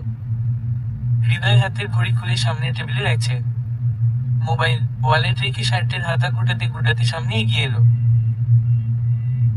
রোদ মেঘের হাসির উৎস খুঁজে পেল। সে যা বোঝার বুঝে গেছে। এই আরাফাতের সাহায্য করবে হৃদয়। রোদ ছেলেটার পাশে বসে গালে মৃদু 2 থাপ্পড় দিয়ে বলল, নাম কি? ছেলেটা ঢুলে পড়ে যাচ্ছে। চোখ টেনে মেলতে পারছে না। রোদের কথা বুঝতে পারলো কিনা কে জানে। বিড়বিড় করে বলতে লাগলো, আমি কিছু বলবো না, আমি কিচ্ছু বলবো না। রোদ এবার কষিয়ে এক থাপ্পড় বসালো গালে। আকাশ রোদের হাত থেকে ছেলেটাকে সরিয়ে নিয়ে নাকে দুটো বাঁধ মারল। ছেলেটা হুড়মুড় করে সচকিত হয়ে বলল, আমার নাম তিশান। রোদ মুচকি হেসে বলল, সে তো নাম বললি, তবে ভালো কথায় না। হৃদয় হাতা গুটানো শেষ করে বলল, সর দেখি। ওকে আমার হাতে ছেড়ে দে, ওর দিক আমি দেখছি। আকাশ রোদ সেখান থেকে উঠে গেল। বর্ষণ হৃদয়কে উদ্দেশ্য করে বলল, কিছু লাগবে? হৃদয় একবার ছেলেটার দিকে তাকিয়ে শয়তানি হাসি দিয়ে বলল, বড় হাতুড়িটা নিয়ে আয়। বেশি তিরিং বিরিং করলে এক বাড়িতে ঘিলু বের করে ফেলবো। বর্ষণ 2 হাত পকেটে পুরে ডোন্ট কেয়ার ভাব নিয়ে রুম থেকে বের হয়ে গেল হাতুড়ি আনতে। ওদের কথা শুনে তিশান নামের ছেলেটা ভড়কে গেল। এর আগে যে মার খেয়েছে তার ব্যথা এক নিমিষেই উধাও হয়ে গেল। ভয়ার্ত চোখে হৃদয়ের দিকে তাকাতেই হৃদয় ভিলেনি হাসি দিল। মেয়ে আরাফাতকে উদ্দেশ্য করে বলল, আরাফাত, বাকি কাজের কি খবর? আরাফাত একদমই বলল, বড় ভাই সব কমপ্লিট, এখন শুধু একটা মেয়ে লাগবে। ওর থেকে পরবর্তী টার্গেট প্লেসের কথা জেনে টোপ ফেলতে হবে। মেয়ে হৃদয়কে বলল, তুই এদিকটা দেখ, আমি আরাফাতের সাথে বাকি কাজ সামলাচ্ছি। হৃদয় হাতে থাকা ছোট স্ক্রু ড্রাইভারটা ঘুরাতে ঘুরাতে মেঘকে বলল, টেনশন করার কোন দরকার নেই, এর ব্যবস্থা করা হৃদয়ের বা হাতের কাজ। মেঘ বিনিময়ে ঠোঁট দুটো হালকা বাঁকালো। রোদকে চোখের ইশারায় কিছু বুঝিয়ে আরাফাতকে নিয়ে বের হয়ে গেল। হৃদয় চেয়ার টেনে তাতে পা তুলে বসে তিশানকে বলল, ভালোই ভালোই সব বলবি, তাহলে বাঁচবি, নয়তো তোর অস্তিত্ব কেউ খুঁজে পাবে না। তিশান শরীর টানতে টানতে পেছনে চলে গেল। হৃদয় তা দেখে আকাশ ও রোদকে বলল, যা, হাত দুটো শক্ত করে ধর। দুজনে অনুমতি পেয়ে দ্রুত পায়ে এসে তিশানের হাত পেছনে মুচড়ে ধরল। হৃদয় চট করে স্ক্রু ড্রাইভারটা একদম তিশানের চোখের সামনে এনে রেগে বলল, যা জানিস সব বল। তিশান ভয়ে চোখ বন্ধ করে হাউমাউ করে কেঁদে উঠল। কান্নায় জড়ানো কণ্ঠে বলল, বলছি, সব বলছি। হৃদয় শান্ত হয়ে চেয়ারে বসে বলল, 1 সেকেন্ড দেরি যাতে না হয়। তিশান লোক গিলে বলতে লাগলো, আমরা শুধু বাচ্চাগুলোকে ছিনতাই করি, বাইক থেকে বাচ্চা নিয়ে যাই, তারপর বাচ্চাগুলোকে সামনের এক পুরনো বাড়িতে নিশাতের কাছে দিয়ে দিই। এরপর বাচ্চাগুলো কি হয় তা আমি জানি না, আমাদের কাজ শুধু এতটুকুই। আগে এমনি টুকটাক ছিনতাই করতাম, একদিন ওই নিশাত এসে বলল এই কাজ করতে। 3 গুণ লাভ দেখে আমি রাজি হয়ে যাই। কাজ শেষ হলে টাকা আমাদের অ্যাকাউন্টে চলে আসতো। কে বা কারা এর সাথে সংযুক্ত তা আমি জানি না। আকাশ হাত মুছড়ে ধরে বলল, এই নিশাতকে কোথায় পাবো? তিশান চুপ হয়ে গেল। এতক্ষণে ওদের কথার মধ্যে বর্ষণ বড় এক হাতুড়ি নিয়ে হাজির। তিশানকে চুপ করে থাকতে দেখে হৃদয়ের মাথায় রক্ত উঠে গেল। বর্ষণের হাত থেকে ছো মেরে হাতুড়িটা নিয়ে তিশানের কপালে জড়িয়ে একবারই দিল। তিশান ব্যথায় কুকিয়ে উঠল। হৃদয় থামল না, সর্বশক্তি লাগিয়ে ওর 2 হাঁটুর মধ্যে আবারও বাড়ি দিল। তিশান চোখে মুখে অন্ধকার দেখছে। হৃদয় মুখ চেপে ধরে রাগী গলায় বলল, বলবি কিনা? তিশান ভয়ে ভয়ে বলল, বলবো বলবো। ওকে আগামীকাল বিকেলে নতুন মার্কেটের পেছনের মাঠে পাবেন, সেখানে মেলা বসবে। সেই মেলা থেকে 1 ডজন বাচ্চা ছিনতাই করার চিন্তা ভাবনা করেছে। হৃদয় রেগে হাতুড়ি দিয়ে হাড় বরাবর একটা বাড়ি দিল। তিশান মুখ দিয়ে পিচকিরির মতো রক্ত ছিটকে পড়ল, মুখ থুবড়ে নিচে পড়ে গেল। বর্ষণের দিকে হাতুড়িটা বাড়িয়ে দিয়ে বলল, এবার তোরা 3 জন পালা করে দৌড় দে, আমি মেঘের কাছে যাচ্ছি। পরের দিন বিকেলে রোদ আশেপাশে তাকিয়ে একের পর এক পপকর্ন খাচ্ছে, তবে তার তীক্ষ্ণ নজর মেলার গেটের সামনে। সেখান দিয়ে কোন সন্দেহভাজন বাইকার গেলে তার খবর দেওয়ার দায়িত্বে আছে। 5 বন্ধু ও তাদের লোক আশেপাশে ছড়িয়ে ছিটিয়ে আছে, সাধারণ বেশে ঘুরে বেড়াচ্ছে। কিছু সময় পর বর্ষণ তার সাথে যোগ দিল। 2 বন্ধু ভিড় থেকে কিছুটা দূরে দাঁড়িয়ে মনের সুখে পপকর্ন চাপিয়ে চারিদিক লক্ষ্য করতে লাগলো। হঠাৎ পেছনে থেকে 2টো মেয়ের ধাক্কায় তারা পড়তে পড়তে তার সামনেই ফেলল, কিন্তু হাতে থাকা পপকর্ন সব নিচে গড়াগড়ি খাচ্ছে। বর্ষণ রোদ সামনে তাকাতেই 2টো মেয়ে ইনোসেন্ট ফেস করে একসাথে বলে উঠল, সরি সরি। পাপড়ি সানিয়া মুখ কুচুমুচু করে দাঁড়িয়ে আছে। 2 বোন আজ মেলায় ঘুরতে এসেছিল কি? হঠাৎ নিজেদের মধ্যে কথা কাটাকাটি শুরু হয়। সানিয়া পাপড়ির মাথায় চাপড় মেরে সামনের দিকে ছুটে চলে আসে। তখনই রোদ ও বর্ষণের সাথে ধাক্কা খায়। রোদ বর্ষণ দুজনেই সরু চোখে পাপড়ি সানিয়াকে খেয়াল করছে। বর্ষণের দৃষ্টি সানিয়ার দিকে আর রোদের দৃষ্টি পাপড়ির দিকে। ইনোসেন্ট ফেস করে রাখা দুই বন্ধুর কাছে মনে হচ্ছে কোন বাচ্চা মেয়ে দাঁড়িয়ে আছে। মনে মনে সানিয়াকে দেখে বর্ষণের মনে ঘন্টা বেজে গেছে। কিন্তু রোদের অবস্থা ভাবলেশহীন। পাপড়ির ভীষণ রকম অস্থির লাগছে রোদ এভাবে তাকিয়ে থাকায়। গলায় ঝেড়ে মিষ্টি কণ্ঠে বলল, আসলে আমরা খেয়াল করিনি। প্লিজ কিছু মনে করবেন না, মাফ করে দিবেন প্লিজ, আমরা আসলেই দুঃখিত। মিহি কণ্ঠের ঝঙ্কার শুনে রোদ চমকে উঠল। কি মিষ্টি কণ্ঠ, এমন করে কেউ কথা বলতে পারে? তার ভেতরে তোলপাড় চলছে। বর্ষণকে নিজের দিকে হা করে তাকিয়ে থাকতে দেখে চোখের সামনে সানিয়া হাত নাড়িয়ে বলল, এই যে হ্যালো, আছেন কোথায়? বর্ষণ আনমনে বলল, তোমার মাঝে। সানিয়ার কপালে ভাঁজ ফেলে ঝরে চেঁচিয়ে বলল, কি? সানিয়ার চেঁচানোতে বর্ষণের হুঁশ ফিরল। হুঁশ ফিরতেই মাথা চুলকে লাজুক ভঙ্গিতে বলল, কিছু না। সানিয়ার চোখ দুটো ছোট করে 1 মিনিট কি জানি ভাবল। তারপর পাপড়িকে টানতে টানতে ভেতর দিকে নিতে নিতে বলল, এখান থেকে জলদি চল। যাওয়ার আগে পাপড়ি রোদের দিকে তাকিয়ে হালকা ঠোঁট বাঁকিয়ে হাসি দিল। সেই হাসিতে রোদ কপোকাত। যতক্ষণ পাপড়িকে দেখা গেল ততক্ষণ তাকিয়ে রইল। বর্ষণ রোদকে ধাক্কা মারতে ওর হুঁশ ফিরল। এতক্ষণ যেন সে ঘোরের মধ্যে ছিল। বর্ষণ সানিয়াকে দেখিয়ে বলল, রোদ, আমার কিন্তু ওই কমলা রঙের ড্রেস পরা মেয়েটাকে ভীষণ ভালো লাগছে। রোদ প্রত্যুত্তরে কিছু বলল না, তবে তার ঠোঁটের কোণে এক টুকরো হাসি খেলে বেড়াচ্ছে, কাউকে ভালো লাগার খুশিতে। বর্ষণকে আকাশ কল দিতে এসে সেখান থেকে চলে গেল। রোদ আবারও তার উপর দেওয়ার দায়িত্বে মনোযোগ দেওয়ার চেষ্টা করতে লাগলো, কিন্তু বারবার পাপড়ির মিষ্টি হাসিটা চোখে ভাসতে লাগলো। তখনই পেছনে থেকে একটা মেয়ালি সুর ভেসে এলো, আরে আপনি মিস্টার রোদ না? পৃথিবীতে কেউ খারাপ হয়ে জন্মগ্রহণ করে না, পরিস্থিতি নামক শব্দটাই মানুষকে খারাপ হতে বাধ্য করে। আরে আপনি মিস্টার রোদ না?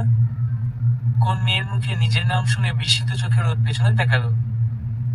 মেয়েটাকে সে আদৌ চিনি কিনা তাই কপাল কুঁচকে মনে করার চেষ্টা করছে। অপর পাশ থেকে বিষয়টা বুঝতে পেরে মেয়েটা বলল, আমি ফাইজা, ওই যে সেদিন আপনার বন্ধু আকাশের অ্যাক্সিডেন্ট হলো, তখন আমি আপনাকে খবর দিলাম। রোদের স্মৃতিতে স্পষ্ট সেদিনের স্মৃতি ভেসে উঠল। সবকিছু মনে পড়তেই এক টুকরো হাসি বিলিয়ে দিয়ে রোদ বলল, কেমন আছেন মিস ফাইজা? আলহামদুলিল্লাহ ভালো, আপনি? আলহামদুলিল্লাহ। তা মেলায় কার সাথে এসেছেন? বয়ফ্রেন্ডের সাথে নাকি? বয়ফ্রেন্ডের কথা শুনে ফাইজার মুখটা কালো হয়ে গেল। গোমরা মুখে বলল, বয়ফ্রেন্ডের সাথে ব্রেকআপ হয়ে গেছে, বান্ধবীদের সাথে এসেছি। রোদ ছোট করে উত্তর দিল, ও আচ্ছা। দক্ষিণ দিক থেকে এক মেয়ে ফাইজা বলে ডাকতে ফাইজা রোদকে বলল, আসি, পরে কথা হবে।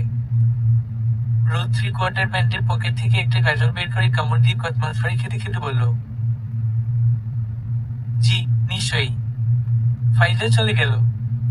মিনিট 2-এর মধ্যে আকাশ এসে হাজির।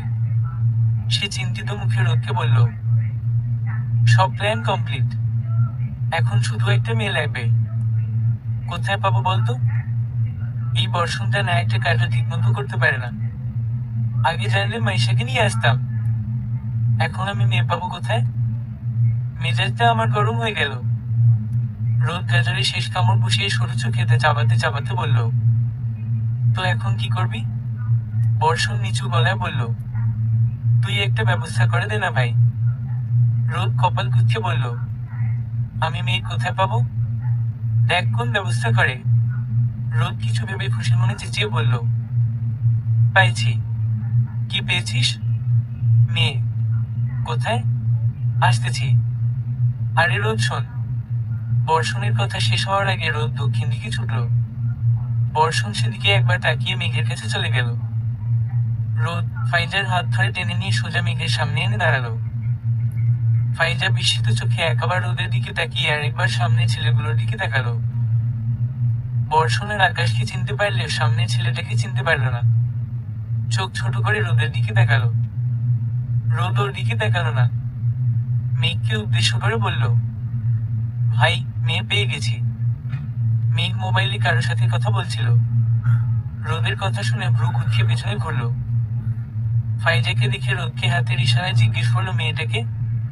রোদ মুচকি হেসে বলল, ওর নাম ফাইজা। সেদিন আকাশের অ্যাক্সিডেন্টের পর ও সব সামলিয়েছে। অ্যাক্সিডেন্টের কথা শুনে আকাশ মেঘের সামনে থেকে উঁকি মেরে ফাইজাকে দেখল। রোদের মুখে মেয়েটার কথা কয়েকবার শুনেছে, তাই মেয়েটাকে দেখার অনেক ইচ্ছে ছিল। আজ তার দেখা পেল। সেদিনের স্মৃতি তার অস্পষ্ট।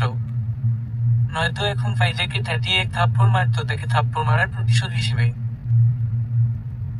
আকাশ রুকুটি কুচকে নিজের দিকে তাকিয়ে থাকতে দেখে ফাইজা বিব্রত হয়ে রোদের আড়ালে চলে গেল। যদি থাপ্পড়ের কথা মনে করে ওকে একটা থাপ্পড় মেরে বসে সেই ভয়। আকাশ সামনে এসে সৌজন্যমূলক হাসি ঠোঁটে বজায় রেখে বলল, ধন্যবাদ আমাকে রক্ষা করার জন্য। ফাইজা জোরপূর্বক হাসল, তবে মুখে কিছু বলল না। ফাইজা কিছুই বুঝতে পারছে না। হুট করে বান্ধবীদের মাঝ থেকে ওকে টেনে নিয়ে এলো। শুধু বলল কাজ আছে, কিন্তু কি কাজ তা বলেনি। মেঘ কথা বলে শেষ করে এগিয়ে আসলো। ফাইজাকে তীক্ষ্ণ চোখে খেয়াল করে বর্ষণকে বলল, বর্ষণ ওকে সব বুঝিয়ে দে। বর্ষণ মাথা নাড়িয়ে বলল, আচ্ছা। মেঘ কিছু দূর গিয়ে আবার ফিরে এসে বলল, থাক বর্ষণ, তুই মেলার বাইরে দেখ, আমি বুঝিয়ে দিচ্ছি। বর্ষণ ওকে বলে চলে গেল। আকাশের একটা কল আসতেই উত্তর দিকে ছুটল। হৃদয় অন্য কাজে গিয়েছে। রোদ ওদের দুজনকে স্পেস দিয়ে উল্টো দিকে হাঁটা দিল। সে এখন পাপড়িকে খুঁজতে যাবে। মেঘ স্বাভাবিক দৃষ্টিতে তাকিয়ে ফাইজাকে বলল, আপনাকে একটা কাজ করতে হবে। ফাইজা ভয়ে তুতলিয়ে গেল। তুতলাতে তুতলাতে বলল, কি কাজ? মেঘ ওকে তুতলাতে দেখে মনে মনে হাসল, তবে মুখে গম্ভীরতা বজায় রেখে বলল, আরে ভয় পেয়ে না, তেমন কোন কাজ নয়। একটা বাচ্চা নিয়ে আপনি অনেক সময় ধরে নিরিবিলি জায়গায় দাঁড়িয়ে থাকবেন। আসলে সেটা সত্যিকারের বাচ্চা নয়, পুতুল থাকবে, তবে এমন করে তোয়ালে দিয়ে মুড়িয়ে রাখবে যাতে কেউ দেখে মনে করে এটা একটা বাচ্চা। ফাইজা নিষ্পলক চোখে মেঘের দিকে তাকালো। ছেলেটা কি পাগল টাগল হলো নাকি? সে কি বাচ্চা মেয়ে যে পুতুল নিয়ে দাঁড়িয়ে থাকবে? মেঘ বিষয়টা বুঝতে পেরে একগালে হাসলো। মেঘের একগালের হাসিটা নজর এড়ালো না ফাইজার। ওর হাসিটা ফাইজার হৃৎপিণ্ডটা ধুক করে উঠল। সে দ্রুত মেঘের থেকে চোখ সরিয়ে নিল। মেঘ ফাইজার দিকে শান্ত দৃষ্টিতে তাকিয়ে ধীর গলায় বলল, চলুন সামনের দিকে যাই, এখানে বেশি সময় দাঁড়িয়ে থাকা যাবে না। যেতে যেতে আপনাকে সবটা খুলে বলি। ফাইজা তোয়ালে পেঁচানো পুতুলটাকে নিয়ে আধা ঘন্টা ধরে মেলার পূর্ব দিকে নিরিবিলি পরিবেশে দাঁড়িয়ে আছে। আশেপাশের আনাচে কানাচেতে ওরা 5 বন্ধু লুকিয়ে আছে। ফাইজার এখন পা ব্যথা করছে। তখন মেঘ ওকে সব খুলে বলেছে। মেঘদের প্ল্যান হলো ফাইজা পুতুলটাকে নিয়ে দাঁড়িয়ে থাকবে। পুতুলটা এমন ভাবে তোয়ালে দিয়ে মুড়িয়ে রাখবে যাতে বাচ্চা ছিনতাইকারীরা ভাববে এটা সত্যিকারের বাচ্চা।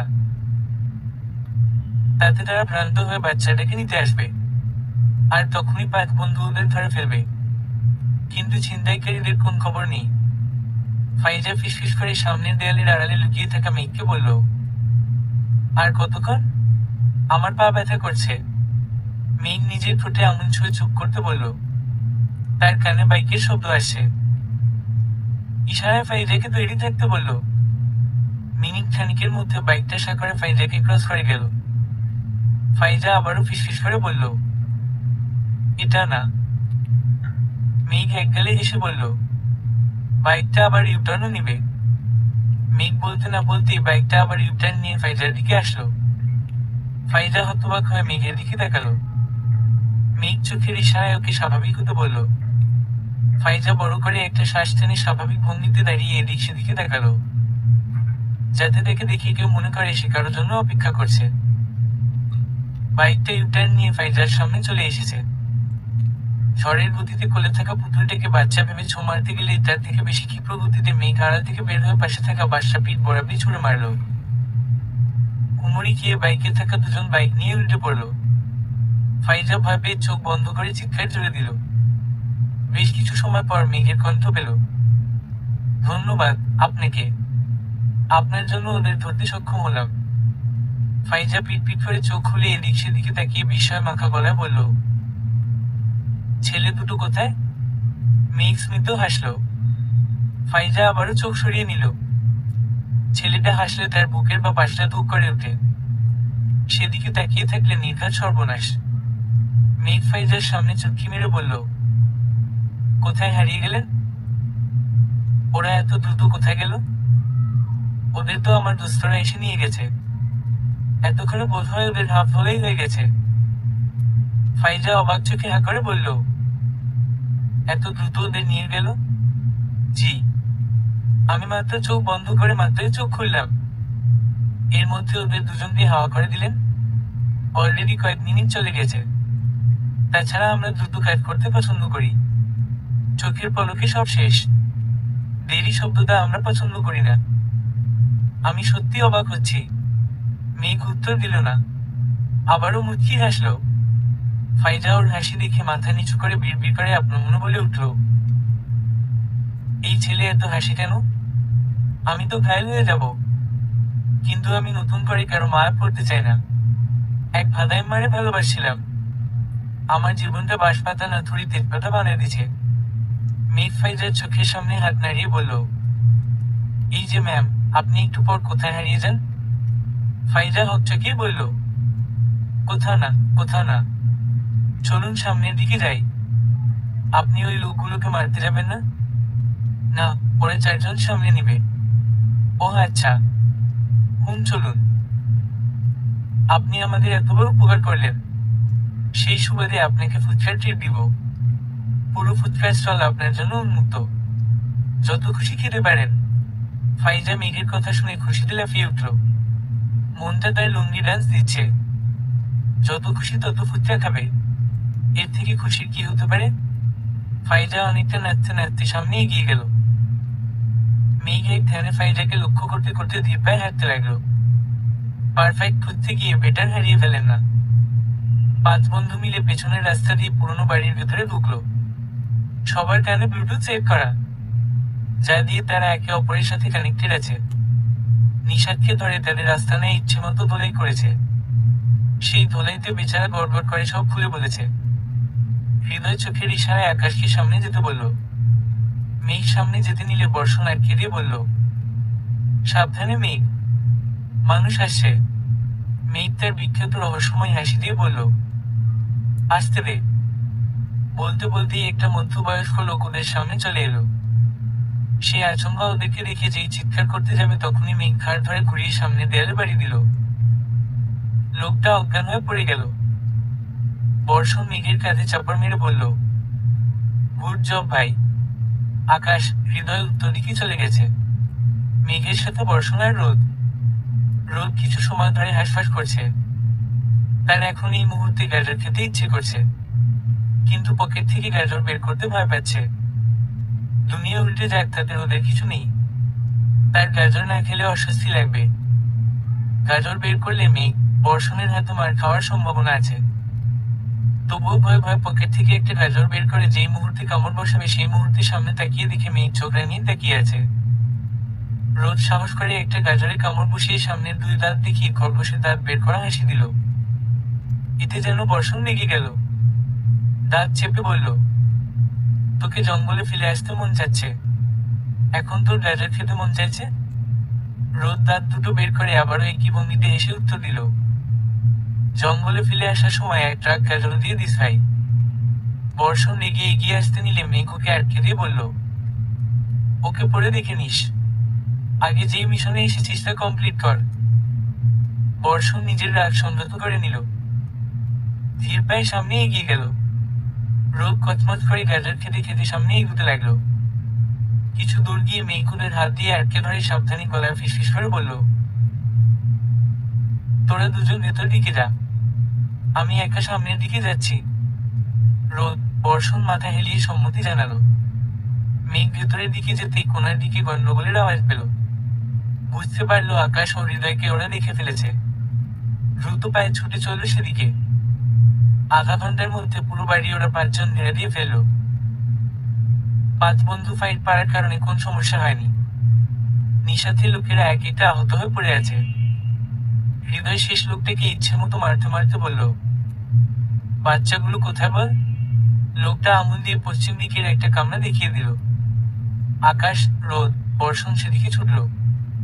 হৃদয় মনের আশ মিটিয়ে এক একজনকে মারছে। রাগে ওর মুখ লাল হয়ে গেছে। শীতের মধ্যেও দরদর করে ঘামছে। মেঘ এসে থামিয়ে দিয়ে বলল, ছাড়, মরে যাবে তো। হৃদয় এলোপাতাড়ি লাথি মারতে মারতে বলল, ওকে মেরেই ফেলবো। ওকে মেরে আমাদের কোন লাভ নেই। তার চেয়ে ওদের সবকিছুর বসন নিশাকে উপরে পাঠিয়ে দিছি, তাতেই কাজ হয়ে গেছে। হৃদয় মেঘের কথা শুনে কিছুটা থামলো। আকাশ ভেতর থেকে দৌড়ে এসে বলল, সবগুলো বাচ্চা আছে এখানে। আজকে রাতে এগুলোকে বিদেশে চালান করার ব্যবস্থা করে ফেলছিল। মেঘ মোবাইল বের করে আরাফাতকে কল করলো। আরাফাত, মিনিট 5-এর মধ্যে সবাইকে নিয়ে হাজির হও। এখান থেকে এগুলোকে নিয়ে যাবে, একটা যাতে বাদ না পড়ে। মোবাইলের ওপাশ থেকে আরাফাত বলল, কোন চিন্তা করবেন না বড় ভাই, ওদের অস্তিত্ব কেউ খুঁজে পাবে না। মেঘ আরো কিছু কথা শেষ করে কল কেটে দিল। 3জন বাচ্চাদের সেখানে চলে গেল। বড় বড় দোলনার মধ্যে বাচ্চাগুলো পরম নিশ্চিন্তে ঘুমিয়ে আছে। কেউ কেউ আবার জেগে হাত পা ছড়িয়ে ছিটিয়ে খেলছে। আশ্চর্যের বিষয় হলো কেউ কান্না করছে না। তাদের সাথে যে কি হতে চলেছিল তারা যদি জানতো তাহলে হয়তো এত নিশ্চিন্তে ঘুমাতে কিংবা খেলতে পারতো না। হৃদয় এগিয়ে গিয়ে একটা বাচ্চার সাথে কথা বলতে লাগলো। মেঘ আকাশকে বলল, আকাশ, খোঁজ নিয়ে দেখ এই বাচ্চাগুলো কোথা কোথা থেকে হারিয়েছে। ওদের বাবা মায়ের কাছে পাঠানোর ব্যবস্থা কর। আর বর্ষণ মেঘের মুখের কথা কেড়ে নিয়ে বলল, একটা কাকপক্ষী যেতে না জানে এটা আমাদের কাজ। বর্ষণ আরো কিছু বলতে নিলে মেঘ থামিয়ে দিয়ে বলল, আমি জানি বর্ষণ তুই কি বলবি, তাই কিছু বলার দরকার নেই। বর্ষণ বিরক্তির সাথে বলল, আমি আর এসব বিষয়ে কিছু বলবো না। আমি বলতে চেয়েছিলাম যত দ্রুত পারি তত দ্রুত এখান থেকে বাচ্চাগুলোকে সরিয়ে নিয়ে যেতে হবে।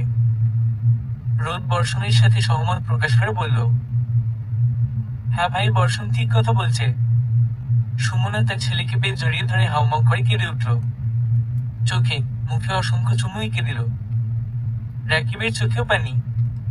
ছোট বাচ্চা সাকিব এতদিন পর তার মাকে ফিরে পেয়ে চুপটি করে মায়ের আদর উপভোগ করছে। রাকিব হাত জোর করে আরাফাতকে বলল, আপনি করে যে কি কইয়া থ্যাঙ্কস দিমু তা আমার জানা নাই। তয় আল্লাহর কাছে চাই তিনি যেন আপনিকে আরো ভালো কাজ করানোর তৌফিক দেয়। আল্লাহ আপনিকেও ভালো করুক। আরাফাত রাকিবের 2 হাতের উপর হাত রেখে হাসি হাসি মুখে বলল, আমাকে নয়, বরং সুপারম্যানের জন্য দোয়া করেন, সারা জীবন যেন ওরা এমনি থাকে। রাকিব বুঝতে পারলো অদ্ভুত পোশাক পরিহিত ছেলেগুলোর কথা বলছে আরাফাত। সুমনা এগিয়ে এসে চোখের পানি মুছতে মুছতে বলল, আপনার পাঠাইলে এই বোনের পক্ষ থেকে ভালোবাসা জানাবেন। আল্লাহ তাগরে সত্যি আম্বর জন্য ফেরেশতা বানায় পাঠাইছে। তারা আইলে অনেক খুশি হইতাম, কিন্তু তারা নাকি কোথায় যায় না, কারো সামনে আহে না। আরাফাত প্রত্যুত্তরে কিছু বলল না, শুধু মুচকি হাসলো। সন্তানকে ফিরে পেয়ে বাবা মায়ের খুশিটা কিন্তু দূর থেকে অনুভব করতে ভুলল না বন্ধু। এটা যে অন্যরকম একটা প্রশান্তি দেয়। সেই প্রশান্তির লোভ সামলাতে না পেরে দূর থেকে লক্ষ্য করছে তারা। কখন যে 5 জনের চোখের কোণে পানি চলে এসেছে তা বুঝতেই পারেনি। 2 দিন পর ড্রয়িং রুমে সোফায় বসে 4 বন্ধু আলাপ করছে। মেঘ রুমে বসে মোবাইলে কথা বলছে। মাইশা চায়ের ট্রে হাতে কাঁপতে কাঁপতে ওদের সামনে এলো। এই হৃদয়কে সে একটু বেশি ভয় পায়। সেদিনের ঘটনার পর মাইশা হৃদয়ের সামনে পড়তে চায় না, এখন আসতে চায়নি, কিন্তু রানী বেগম মাইশাকে ধাক্কাতে ধাক্কাতে পাঠিয়ে দিয়েছে। চায়ের কাপগুলোটি টেবিলে কাপা কাপা হাতে রাখতেই সবাই সচকিত হয়ে ওর দিকে তাকালো। এতে সে আর একটু ভড়কে গেল। দ্রুত সেখান থেকে কেটে পড়তে চাইলে রোদ বলল, হি মাইশা শুনো। মাইশা চমকে উত্তর দিল, জি বলেন, প্লিজ সবাইকে একটু সার্ভ করে দাও। মাইশা চোখ কপালে তুলে বলল, আমি? হ্যাঁ তুমি। মাইশা আর চোখে একবার হৃদয়ের দিকে তাকালো। দুজনের চোখে চোখ পড়ে গেল। মাইশা ভীতি চোখে মাথা নিচু করে সামনে এগিয়ে গেল। সবার হাতে চায়ের কাপ তুলে দিল। হৃদয়ের দিকে কাপ বাড়াতে গিয়ে থক থক করে কাঁপতে লাগলো। হৃদয় কপাল কুঁচকে মাইশার দিকে তাকিয়ে রয়েছে। মেয়েটার উপর কখনো হৃদয় রাগ দেখানি, তবুও সে তাকে ভয় পায়। আকাশ, রোদ, বর্ষণ মুখ টিপে হাসতে লাগলো। রোদ ইচ্ছে করে মাইশার পাশ ঘেসে যাওয়ার সময় হালকা ধাক্কা দিল। এতে ঘটে গেল আরেক বিপত্তি। মাইশার হাতে চায়ের কাপ থেকে চা ছিটকে হৃদয়ের ব্যান্ডের ওপর পড়ে গেল। মাইশা ভয়ে চোখ দুটো গোল হয়ে গেল। ভয়ের তো কণ্ঠে থতমত খেয়ে বলল, সশ্রী। হৃদয় স্বাভাবিক ভঙ্গিতে দাঁড়িয়ে শান্ত গলায় বলল, ঠিক আছে, কোন সমস্যা নেই। মাইশা ভয়ে সেখান থেকে দৌড় দিল। বাকি তিনজন হৃদয়ের দিকে বিস্মিত চোখে তাকিয়ে রইল। তাদের বিশ্বাস হচ্ছে না এটা হৃদয়। আকাশ তো মুখ ফসকে বলেই ফেলল, তুই আসলেই হৃদয়? বর্ষণ মুখা করে মাথা নাড়িয়ে বলল, আমার বিশ্বাস হচ্ছে না যে হৃদয় মেয়েদের থেকে এত দূরে থাকতো। এতক্ষণে অন্য কেউ হলে তার কলার ধারে মুখে খুশি মারত, আর সে কিনা স্বাভাবিক রয়েছে এখনো। রোদ হাই তুলতে তুলতে বলল, আরে ভাই, তোরা এখনো কিছু বুঝিসনি। আমি তো সেই কবেই বুঝে গেছি। আমাদের হৃদয়ের মাইশাকে দেখলে কুচকুচ দেয়। হৃদয় লাজুক হাসি দিয়ে মাথা নিচু করে ফেল। এত ওরা তিনজন একসাথে চিৎকার করে উঠল। তখনই চৈতির আগমন। দৌড়ে এসে আকাশের হাত জড়িয়ে ধরে পাশে বসে পড়ল। খুশিতে গদগদ কণ্ঠে বলল, আকাশ, আমি এসে পড়েছি। তুমি আমার ভালোবাসো না বলো? আমি তো তোমাকে ভীষণ ভালোবাসি। এই বলো না, দেখো তোমার জন্য সেজেছি আমি। আমার দিকে তাকাও। আকাশ প্রথমে বিরক্তিতে কপাল কুঁচকালে চৈতির দিকে তাকিয়ে চোখ দুটোতে মুগ্ধতা ছেয়ে গেল। মেয়েটা তাকে নিয়ে অনেক পাগলামি করে, অনেক ভালোবাসে, কিন্তু আকাশ তাকে নিয়ে ততটা ভাবেনি কখনো। তবে আজ মেয়েটার দিকে তাকিয়ে মনে মনে ভাবলো অনেক ভুল করেছে এতদিন এই মেয়েকে ভালো না বেসে। সত্যি অনেক ভুল করেছে। না, এখন একে ভালোবাসতেই হবে। মুচকি হেসে বলল, খুব সুন্দর লাগছে তোমাকে। চৈতি খুশিতে লাফিয়ে উঠল। আকাশ ওর প্রশংসা করেছে, এর থেকে বেশি খুশি কি হতে পারে। আকাশ ওর দিকে নিষ্পলক দৃষ্টিতে তাকিয়ে রইল। ইস, এমন পাগলি মেয়েটাকে সে কি করে দূরে সরিয়ে রেখেছিল। তার জন্য বড্ড বেশি আফসোস হচ্ছে। কিন্তু বেশি আফসোস করা হলো না। তার আগে মেঘ বেশ গুরুগম্ভীর ভাবে নিয়ে সবার মাঝে হাজির হলো। সবার দিকে একবার তাকিয়ে বলল, তৈরি হো সবাই। বর্ষণ সামনের চুলগুলো পেছনের দিকে হাত বোলাতে বোলাতে বলল, কোথায় যাচ্ছি? মেঘ বলল, সুইজারল্যান্ড। রোদ খুশি হয়ে বলল, ঘুরতে ভাই? মেঘ মুচকি হেসে বলল, না, নতুন মিশনের জন্য। হৃদয় ভ্রুজোড়ে ঈষৎ কুঁচকে বলল, কেস কি? মেঘ সামনের সোফায় আরাম করে বসে বলল, একেআর কোম্পানির ওনারের ছেলে সুইজারল্যান্ড ঘুরতে গিয়ে গায়েব হয়ে গেছে। তাকে খুঁজে আনার দায়িত্ব আমাদের উপর পড়েছে। এয়ারপোর্টে দাঁড়িয়ে আছে 5 জন, একদম নায়কের সাজে সজ্জিত সবাই। উদ্দেশ্য এখন সুইজারল্যান্ড। ল্যাগেজ নিয়ে এক একজন স্টাইল মেরে দাঁড়িয়ে আছে। ভাব সাবের একটা ব্যাপার আছে তো। হৃদয় তো বাসা থেকে আসতেই চাচ্ছিল না। আসলে মাইশাকে ছেড়ে তার আসতে ইচ্ছে করছিল না। রোদ হৃদয়ের পিঠে জোরে চাপড় মেরে বলল, চিন্তা করিস না ভাই, এই মিশনটা কমপ্লিট করে আসি, তারপর তোর আর মাইশার বিয়ের ব্যবস্থা করব। হৃদয় একবার চোখ পাকিয়ে দেখালো, তবে মনে মনে সে খুশি। মাইশাকে সে আসলেই অনেক মিস করছে। মেঘ রোদের পাশে দাঁড়িয়ে বলল, অন্যের বিয়ের ঘটকালি করেছিস, তোর বিয়ের কি হবে? রোদ বিষয়টা বুঝতে না পেরে জিজ্ঞেস করলো, আমার বিয়ে মানে? মেঘ ডোন্ট কেয়ার ভাব নিয়ে বলল, হইসে আর ভান ধরতে হবে না। তুই যে পাপড়ি নামের এক মেয়ের প্রেমে পড়েছিস সে খবর কিন্তু আমি জানি। রোদ চোখ দুটো রসগোল্লা বানিয়ে মেঘের দিকে তাকিয়ে রইল।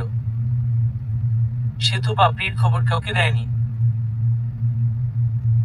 আকাশ পাশে দাঁড়িয়ে মাথা চুলকে বোকার মতো প্রশ্ন করে বসলো, আমার এখন চৈতিকে এত ভালো লাগে কেন রে? আগে তো ওকে সহ্য করতে পারতাম না। বর্ষণ মুখ টিপে হেসে বলল, এতদিন যে চোখের সামনে থাকা পিওর গোল্ডের জিনিস রেখে সিটি গোল্ডের জিনিস দেখেছিস তাই। আকাশ বলল, হতে পারে ভাই। বর্ষণ চারজনের দৃষ্টি আকর্ষণ করে বলল, আমিও একটা মেয়েকে পছন্দ করি, বিয়ে করলে তাকেই করব। হৃদয় হাই তুলে অলস ভঙ্গিতে বলল, জানি সানিয়া তার নাম। রোদের পছন্দের মেয়ে পাপড়ির কাজিন। বর্ষণীতে কোন লিক করলো না, কারণ ওরা 5 বন্ধু একে অপরের খবর রাখে। মেঘ ওদের কথা শুনে মুখ ফসকে আনমনে বলে ফেলল, আমার কিন্তু ফাইজাকে পছন্দ হয়েছে। মেঘের কথা শুনে সবাই একসাথে আসতে করে ওহক বলে চেঁচিয়ে উঠল। এয়ারপোর্টে না থাকলে শীষ বাজিয়ে টেবিল থাপড়ানো শুরু করে দিত। মেঘ জিহ্বায় কামড় দিয়ে উল্টো দিকে ঘুরে গেল। সে এখন এই কথাটা বলতে চায়নি। অবশ্য ও না বললেও বাকিরা খবর পেয়ে যেত। হৃদয় একগালে হেসে সবাইকে উদ্দেশ্য করে বলল, বুঝেছি, সবাই ডুবে ডুবে জল খাচ্ছে। তাই এবারের মিশন কমপ্লিট হলে 5 বন্ধু একসাথে নিজেদের পছন্দের মানুষকে বিয়ে করব। 5 বন্ধু তাতে একমত পোষণ করলো। খুশিতে মনটা তাদের নেচে উঠছে। তবে আপাতত এসব সাইডে ফেলে যেই কাজের উদ্দেশ্য যাচ্ছে তা সঠিকভাবে কমপ্লিট করতে হবে। তাই সিরিয়াস মুডে সামনের দিকে এগুলো। অ্যানাউন্সমেন্ট হতেই তারা বিমানে উঠে গেল। এস গ্যাং এর গন্তব্য এখন সুইজারল্যান্ড। একটা ভালো বই বন্ধুর সমান, আর একটা ভালো বন্ধু লাইব্রেরি সমান। তাই বন্ধু নির্বাচনে সতর্ক হন। সমাপ্ত।